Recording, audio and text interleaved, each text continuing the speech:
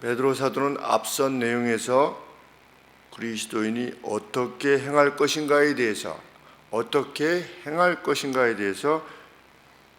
깊은 주의를 기울여야만 된다라고 하는 것을 언급했습니다. 여러 가지 이유를 들어서 어떻게 행할 것인가 깊이 숙고하라.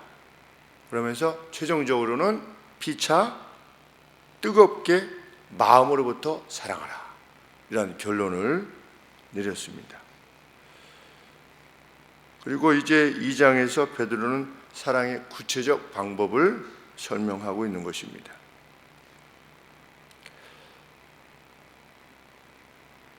무엇을 버리는 것이냐? 1절 말씀에 모든 악독과, 악독이라는 건 뭐냐? 악입니다. 악의, 악한 뜻을 말하는 것입니다.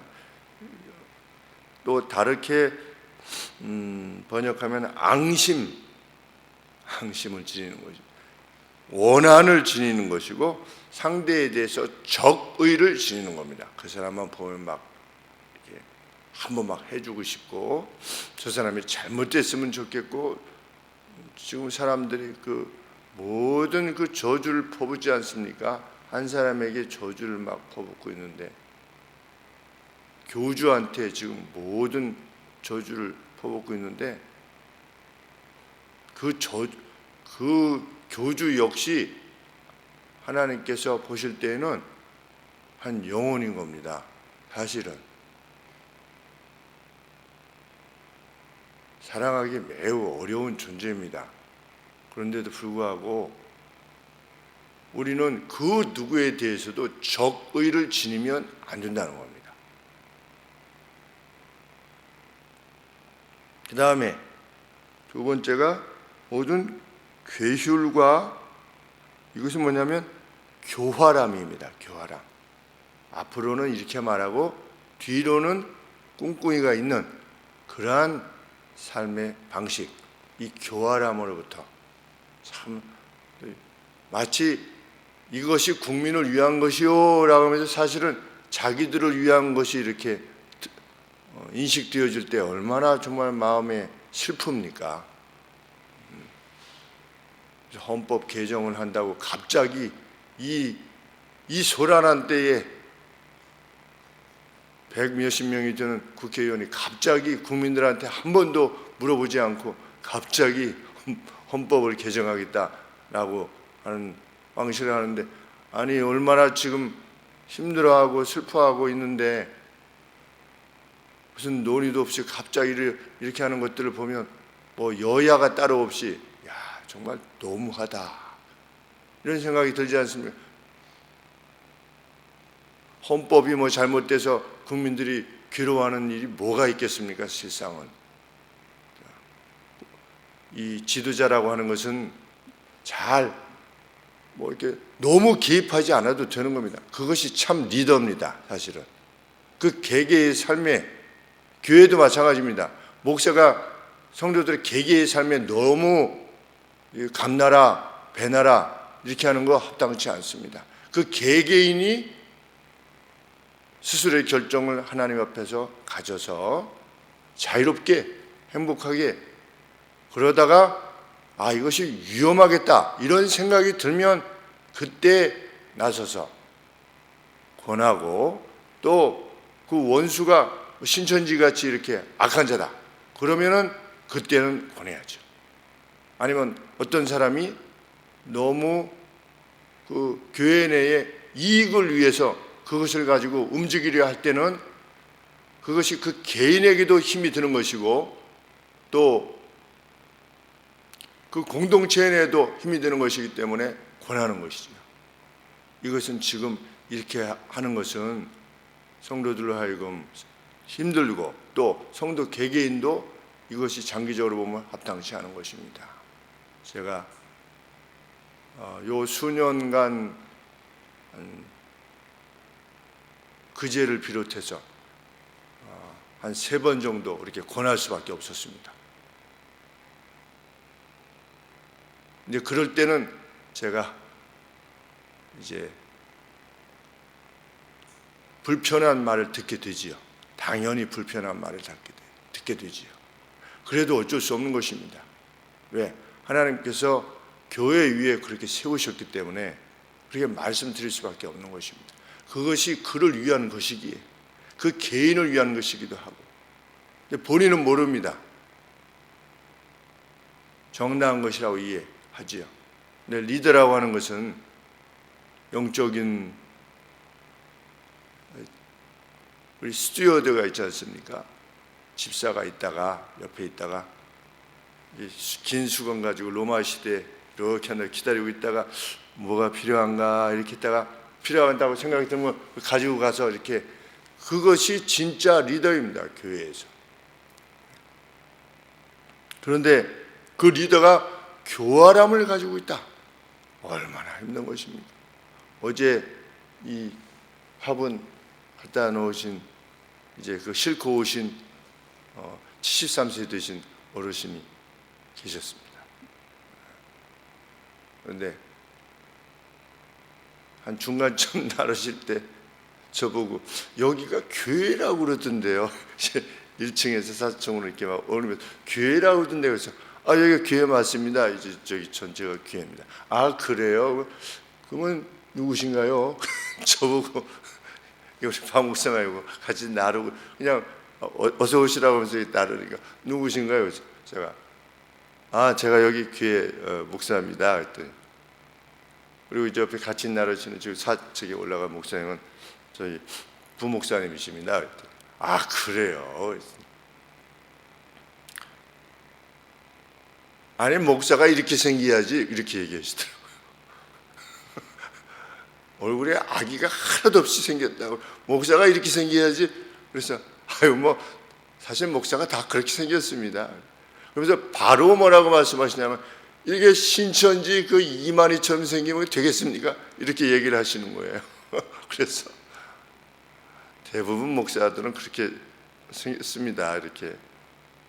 그래서 쭉 이렇게 말씀을 드렸어요.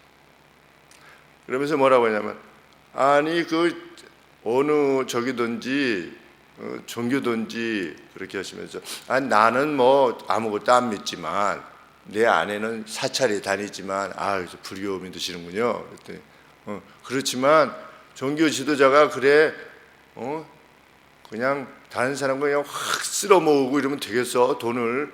이렇게 말씀을 하시는 겁니다. 교활하다는 거지요. 무엇을 말하면서 교주가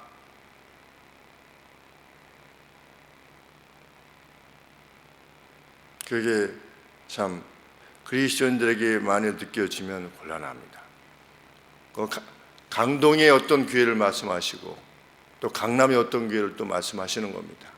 거기가 가봤는데 막 2층에 제가 그래도 이제 언제 또 오실지 모르는데 그래도 2층 저희 예배당은 한번 들어갔다 가셔야죠. 그래서 2층에 오셔가지고 이렇게 제가 말씀드렸습니다. 들어와서 이 선생님이 여기 위에 구멍 이거 제가 다 뚫은 겁니다. 이랬더니, 그리고 다 이렇게 연결한 겁니다. 이랬더니 그래요. 그랬더니 그때 이제 이야기하시는 겁니다. 어느 교회를 갔는데 뭐 이 정도면 되지 그냥 막 끌어모아 가지고 막. 그래서 제가 뭐라고 말씀드렸냐면, 대부분의 교회는 저희 교회 이상으로 그렇게 살아가십니다. 그랬더니 뭐라고 말씀드렸냐면, 그렇겠지요. 95% 이상은 그렇겠지요. 그런 말씀을 하셨습니다. 그리스도인들에게 교활함이 느껴지지 않도록 그 무엇을 행하든 그것을 내어버리라.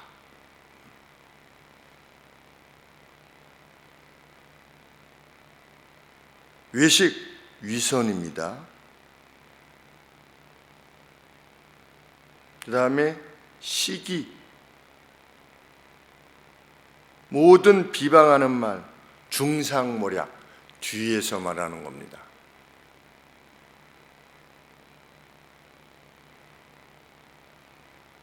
교회도 그럴 수 있습니다.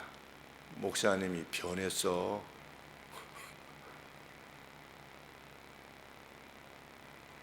한 달 전에 들은 말씀입니다. 제가 좀 변했대요. 그래서 제가 그 말을 듣고 스스로 생각해 봤습니다. 아, 내가 변한 것이 있는가? 그런데 제가 변한 것이 아니라 그 말씀을 하시는 분이 변하는구나. 그래서 언젠가는 또 권해야 되겠구나. 근데 제가 들었다고 말씀을 드리면서 변했다고 할 수는 없잖아요. 그러니까 그것을 안고 그냥 가야 되는 겁니다. 믿음이라고 하는 것은 그런 것입니다. 그래서 목회를 하면서 가장 힘들 것이다라고 여겨졌던 것이 그것입니다. 말씀을 드리는 것과 말씀을 드릴 때의 마음이 일치되는 것. 그렇지 않으면 그것은 목회의 길을 갈 수 없는 것이지요. 교역자의 길을 갈 수 없는 것입니다. 그것이 사역을 시작하면서 가장 마음에 두었던, 그래도 감사하게 한 30여 년간 사역자의 길을 가면서 앞에서 말씀드리는 이 말의 내용과 내면이 다르게 하긴 안 하셔서 정말 감사하게 돌이켜 봤을 때 부끄럽다든지 그런 차원에 있어서 그렇지 않음에 대해서는 정말 그간까지는 하나님께 감사를 드리고 있는 것입니다. 그래서 점점 이제 시간이 갈수록 그 큰 대가 없이 사역을 마치시는 선배 목사님들이 이렇게 뵙게 되면 참 존경이 가고, 저분도 그러한 차원에 있어서 선한 싸움을 싸우시겠구나, 그렇게 생각을 할 때 참 그 앞에 머리가 숙여지고 어떠한 방식의 은퇴든지 관계없는 겁니다.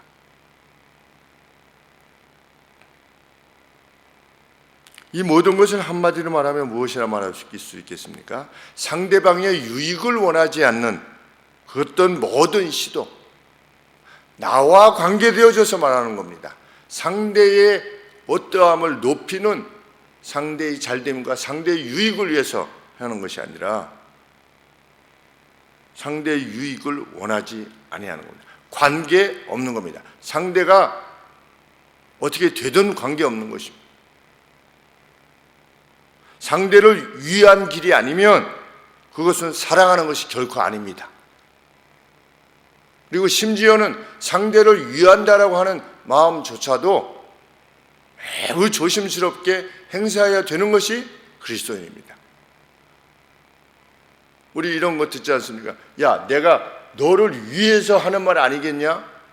그런데 자녀는 그렇게 받아들이지 않는 겁니다. 그것이 과연 자녀를 위할 수 있는 것인가에 대해서도 심각하게 고민해 봐야 되는 것입니다. 우리가 누군가를 위한다고 합니다. 근데 다른 사람은 그것을 듣고 불편해합니다. 과연 그것이 그를 사랑하는 방식일 수 있는가? 매우 조심해야 되는 것입니다. 사도는 그러한 것들을 버리고, 그러한 것들이 우리가 취해야 될 것이 아니라 뭐를 취해야 된다? 순전하고 신령한 젖을 사모해야만 된다.